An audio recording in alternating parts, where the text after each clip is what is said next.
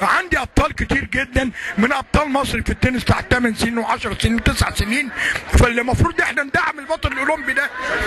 شكرا ليك يا كابتن.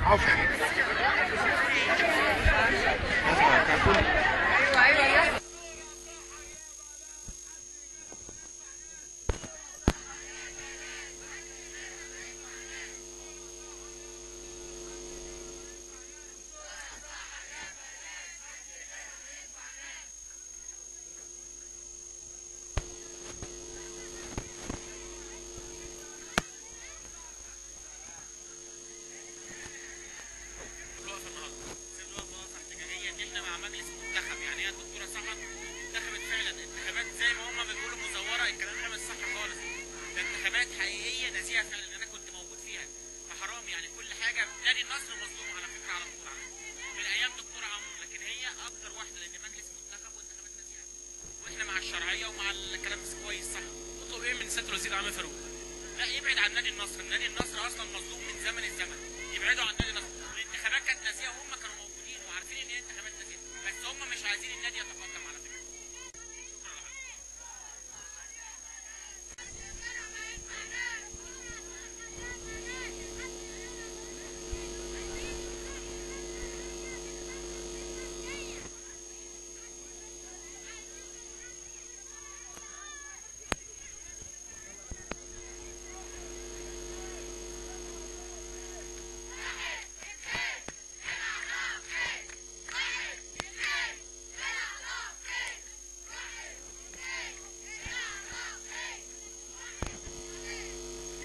معانا احد عضوات نادي النصر، بنرحب بيكي وتقولي ايه سبب الوقفه النهارده؟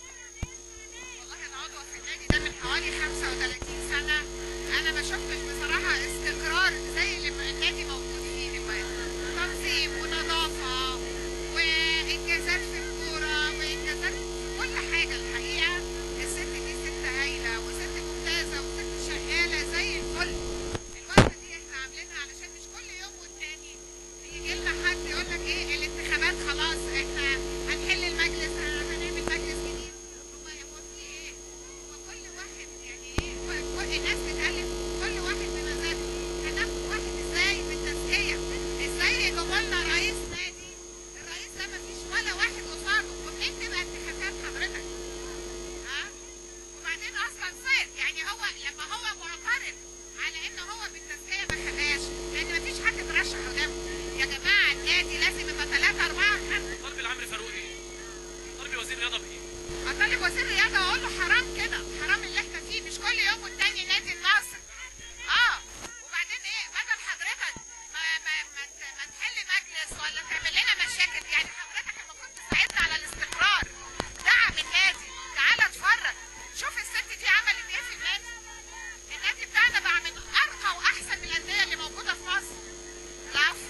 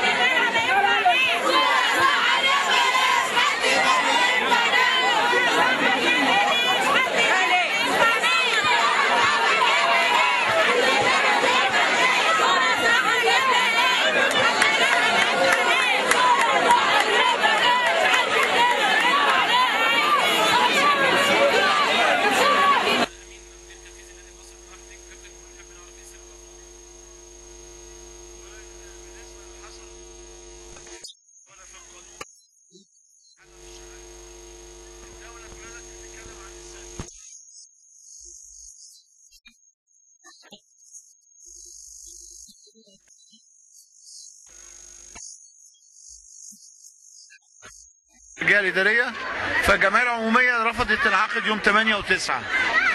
بعتت لنا الجهه الاداريه قالت لنا اعملوا جمعيه عموميه ثانيه بناء على قانون الماده 27 من القانون خلال 30 يوم.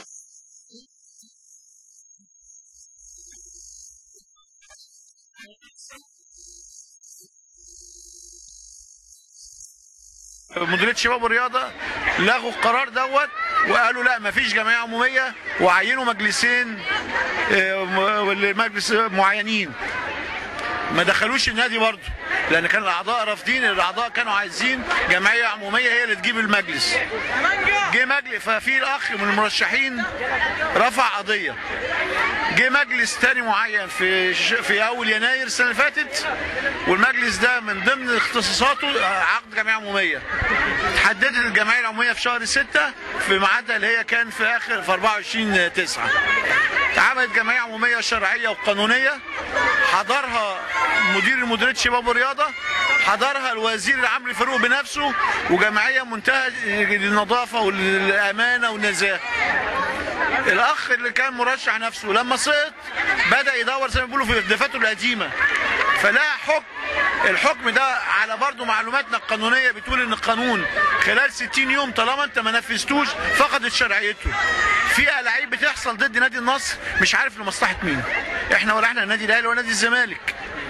طب غير خلال 60 يوم ازاي يبقى اعمل جمعيه تاني؟ واحد الجمعيه العموميه قالت له انا مش عايزاك، هو واللي معاه يعني الخمسه اللي هم مطالبين، بيقول لك دول الخمسه دول سقطوا، ازاي يجوا يمسكوا النادي تاني؟ احنا دي بقى عايزين رد. اهم بقى من ده ومن ده، احنا فوجئنا من مديريه الشباب والرياضه يوم الاربعاء، واحنا التزمنا بتعليمات الدوله بتسليم مرتبات العاملين قبل المولد النبوي وكل سنه وانتم طيبين. لما رحنا نعمل يصرفوا الشيكات قالوا مدير المديريه بعت تعليمات للبنوك باعتماد عدم اعتماد التوقيعات. ازاي انا مجلس ما اتحلتش وبتمتنع ان انت تصرف مرتبات العاملين، مرتبات المدربين، التزامات النادي اللي عندنا؟ يعني بيقول لنا اتكتفوا واقفلوا النادي لغايه ما اتصرف معاكم، وهو معهوش حكم قانون. الادهى بقى من كده ان لسه في القضيه متداوله في المحكمه الاداريه العليا. في بند قانوني بيقول طالما ان الموضوع في محكمه اداريه او في محكمه حاليا ما يتخذش فيه اي قرار. ايه لازمه الاستعجال؟ وبيستعجل وبيعمل قرارات خطا. والاستاذ محمد سويلم عارف ان قراره بوقف الشيكات خطا.